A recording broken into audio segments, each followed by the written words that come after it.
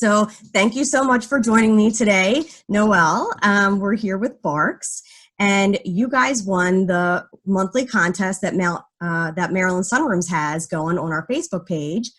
Once COVID happened a couple months ago, I just thought we wanted to give back to our community, and we wanted a way to get our followers involved too. So once a month, we've come up with donation and discussion. So that's what you're joining me on today. Thank you so much for being here. And you guys were the top winner. I pulled you out of a hat, and my mother, actually, Patricia Sullivan, she nominated you guys. She loves BARCS, always sharing your posts, always sharing your social media content to her friends and followers as well. Just a wonderful organization. So thanks again for being here today, and congratulations on the $100 donation. Like, that's so exciting. And if you want to get on Maryland Sunrooms page, you can nominate yourself every month if you want. There's no rules, and I know everyone needs help these days. So all you have to do is just accept the donation, and we like to check in with you and just see how BARCS is doing, and get a feel for how we can help, not only monetarily, but how the rest of the community can get involved. So if you could, do you want to start with just telling me about BARCS? Yeah, sure. And thank you for having me. And we're very excited to win the donation. And it is very, very important for us right now, especially during COVID, because a lot of our fundraisers and events had to be canceled or changed to be virtual. So it's been a tricky time for us, but we're very thankful for those who continue to fundraise and our monthly recurring donors. That's the biggest way people can help right now. That's what's keeping us afloat. But BARCS, our mission is to accept and care for all animals in need and promote responsible pet ownership and a more humane community in Baltimore City. So we're the largest shelter in Maryland, and we have about 12,000 animals that come in our doors each year, which is a staggering 30 plus animals a day. And so this has been a tricky time with COVID, like I said, since events and fundraisers have been canceled. We're working with a smaller staff at the shelter. We're appointment only right now. So we appreciate fundraisers. Everybody can check us out on Facebook or Instagram. You can go to our website at barks.org. Recurring monthly donors are, again, the biggest way to help. And if anybody's interested in adopting or fostering, you can follow that information on the website to schedule an appointment. Great. And how does that process work with adoption? So right now, normally you'd be able to come into the shelter and see what animals we have available. Right now, it's best to check out our website or social media to see who's available. And then you can just fill out an application on our website. Super easy, like fill in the blank PDF, send it into our adoptions team. And you can just put the name of the animal that you're interested in. And then our adoptions team will reach out and schedule an appointment for a meet and greet. Okay, great. So then mutual grounds, or do you meet at BARCS, or are you able to meet at different places now with the current situation? So most meetings are at BARCS. We have outdoor play yards, which are perfect for people to come meet, especially if they have another pet at home that they want to introduce. We also have our pet mobile, our mobile adoption RV, basically, that's been outfitted as a pet adoption mobile. And that's a great place for cats. So that way it's an enclosed space that's still not in the shelter, so that we're following strict guidelines to make sure that our staff and supporters and adopters are all safe and healthy. But the pet mobile is great for cat adoption so that they aren't loose. And then the outdoor play yards are great for dog adoptions. Aw, I'm pretty sure I've seen the truck. I remember it saying BARCS on the side, and then it had a bunch of kitties in there that you could walk up into the truck and, say hello and greet, and hopefully take home a new friend. That would be awesome. So that's really cool. Are you able? Right now, we're not doing any kind of event from COVID. We're strictly following CDC guidelines, again, just to make sure that our staff and our supporters are as safe as possible, especially since we're located in Baltimore City, where there's more people, and Baltimore is also following stricter guidelines throughout the state overall. So we aren't doing any events at all, nowhere with the Petmobile. So it is more limited, and then especially there's more people seeing the animal online than they would be having come to the shelter and see and submit an application that same day. So there's a lot more applications coming in. So our team is backed up. So we do ask that people are understanding and patient right now, because there's so many applications coming in, which is wonderful, but it's a lot to process, and animals aren't able to leave quite as quickly because they can't come in and take them the same day. So no events, and everything's being done by the online application and scheduling an appointment. Sure. And is that some of the challenges that you've been facing since COVID? I mean, I would imagine that there might be more drop-offs and less help because of the temperature and the disease. People are losing their jobs and can barely afford themselves. So I would imagine that it would be an increase in pets and a decrease in having people to volunteer and help you. Yeah, so we don't even have the shelter open to volunteers. It's just necessary staff. We have ourselves split into Team A and Team B so that we're limiting who's there at a time. And so it's definitely a lot for our team to process, and our different teams are helping out with operations so that we can balance some of that workload, especially since we don't have the volunteers there to help.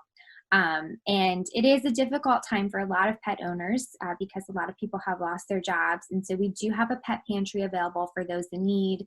And, of course, we are understanding and compassionate for everybody's personal needs, and trying to help the community the best that we can, whether that means helping them keep their pet or, understanding that they can no longer keep them, and having our doors open for those who need us. Right, for sure. So if people need help, what does that look like? Like, how can they reach out to you? So the easiest way to contact us right now is through info@barks.org. That's just our general email that can then be forwarded to the right person, or resource@barks.org, which has a lot of resources for like pet pantry or for TNR, for community cats, if you're noticing something like that you need assistance with. So those are the two best ways to reach us. Our phone lines are crazy and backed up, and a lot of us are working from home like me, so we're not getting our messages all the time. So that's the best way to do it, and then we can help from there. Great. And then if someone wants to be a part of the team, is that an option right now? To be a part of a volunteer or foster, people can still go onto our website and get that information. And we are accepting more and more fosters every day, which is wonderful. There aren't volunteer opportunities right now. People can still, start the process and get involved for when our doors do open back up. And we do have some positions available if people are interested in working at BARCS. We do need a lot of relief vet techs, especially right now. Great. And then, you talked about the Facebook and your website.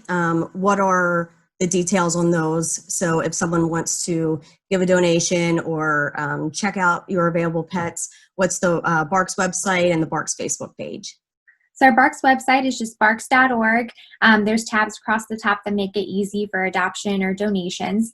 And then on Facebook, you can find us as BARCS Animal Shelter. And it's easy to donate through there as well. And that'll just redirect you to our website for most of our adoptable animals, but we do share ones on there frequently. So it's a good place to see ones, especially some that might be older, might have been at the shelter for a little while, that you just need that little extra push.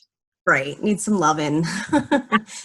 We have adopted a few older cats. Aww. And I tell you what, there is nothing like the appreciation of a rescue animal.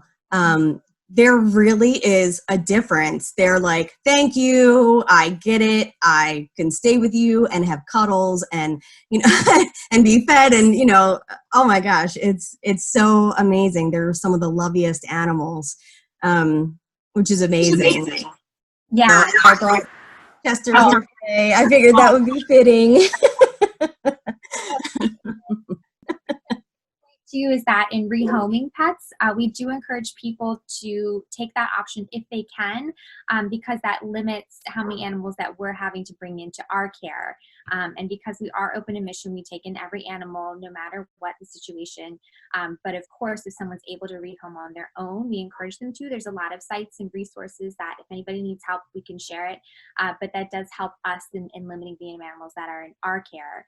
And rehoming on your own if possible to keep them out of the shelter. It's less stressful for the animal as well. Absolutely. I think I'm going to look up fostering too. I definitely wouldn't mind, helping out while, people are surfing the pictures and, just giving him or them an environment here. I think Chester would be good for it too. So if we wanted to do that, and I have Chester, for example, it would be the type of process that you spoke about where we would go meet, or would that be like a truck if it was a cat? For fostering or for adoption? For fostering. So for fostering, you would schedule an appointment to go pick up the animal. And of course, if it didn't work in your home environment with your other pets, then you would just contact our foster team and they could, relocate it. It's a little bit different with fostering. We don't really have the option to do like a meet and greet ahead of time, given the circumstances. So, if you have other pets at home, but it's easy to pick up and drop off, and all of our foster appointments, vet appointments, and everything are scheduled through our foster team and at the shelter. So we're trying to make it as easy as possible for our fosters. They can call or text when they get there, and someone will come out to your car and just keep it easy. And then once there's an interested adopter, the foster would come to the shelter and do that in the pet mobile if it's a cat, or outside if it's a dog. So we're just trying to keep it as easy as possible for everybody, as safe as possible for everybody. But yeah, it's great to just have more people involved. And if you want to foster, you can always try it out. And again, if it doesn't work in your environment, our team totally understands. Right. That's great. I mean, you can't go wrong having a great team and, loving on animals, especially during these times. They're so stressful. A pet is such a help and such a blessing to, stress relief, lower your blood pressure, all that good stuff. Yeah. So I'm really excited. I hope more of our followers get involved and, and reach out and join too. So was there anything else you wanted to let everybody know about BARCS? The only other thing I'd mention is that we do have Barktoberfest coming up for anybody that's interested in fundraising for us. Normally, this is a huge festival in Patterson Park in Baltimore, but this year we're going virtual given the circumstances. But this year more than ever, the fundraising is crucial for our animals in need. So if anyone's interested in getting involved, they can go to barktoberfest.org. You can sign up and create a team or a personal fundraising page and join our home team. And then you can set a goal, share on Facebook, and we're going to have a virtual 5K, virtual 1 mile walk. We're going to do an online vendor marketplace. We have a kind of a virtual beer garden where we'll have some breweries that are participating with the give back. We'll do a costume contest. So we're still to have a lot of fun events, but the big festival this year. But I definitely encourage people to check out Barktoberfest and get involved that way, because that would be a huge help for us right now. That sounds great. Barktoberfest.org, right? Awesome. So that'll be something really fun to look forward to. I know everything is different this year, but events like that are amazing and still a great way to stay healthy yourself. I heard 5K, 1K, and my ears perked up talking to you. I'm going to go online for sure and try to get more involved. It sounds like an amazing organization. So any way that we can help. Awesome. And do you have company sponsorships for the Barktoberfest? We do, yes. And so if anybody's interested in sponsoring that way, if you go to barktoberfest.org, there's a drop-down tab for sponsors, and there's an online sponsorship packet that breaks down the different prices and what's available, what you receive as a sponsor. Perfect. Okay, great. Well, I really appreciate you jumping on today. I've already donated the $100. And I'm so glad. I've read the little notes down the side that, how much it helps and what it goes to, and that's really helpful too, I think, for people going on and donating. If they planned on donating $10, but 15 feeds double, having that information is really important to know where that money goes and how much it really costs to help these animals. And I know we all have a fond place in our hearts. And then I did just want to ask you one thing. This is kind of crazy, but it made me think of it. Do you accept other animals besides cats and dogs? I mean, like a turtle? Yeah. So actually, we've had some crazy exotic animals come into BARCS before. So since we are the city shelter, like BARCS used to be part of animal control back before 2005, before we became a nonprofit. It was just animal control and the city municipal shelter. And then BARCS broke off to become a nonprofit because at the time, the save rate was only 2%, which meant that 98% of animals that came in the doors of the shelter didn't make it out. And that was just because there wasn't the funding, and it wasn't a nonprofit, so we couldn't do our own funding. So BARCS became BARCS and broke off in 2005. And today we have over a 90% save rate, which is amazing. Amazing. So, but because of that, we still are like the city shelter that takes in those animals from animal control. We have a close partnership with them. So we get in some crazy animals. Like last year, there was a case where it was 66 pythons that came in. There was a time where there was a baby alligator and a dart frog. We've had like all kinds of birds. We've had baby pigs recently. We've had a few of those. Cows. I mean, all kinds of things come in.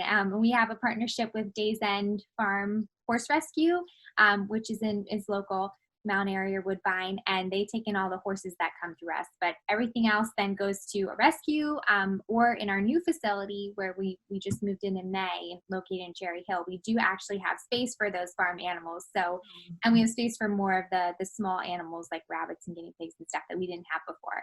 So we're able to adopt out some of those ourselves now, but most of them go on to rescues or zoos or aquariums or whatever is the best space for them to be taken care of. But they all come through us first. So we get some crazy animal visitors.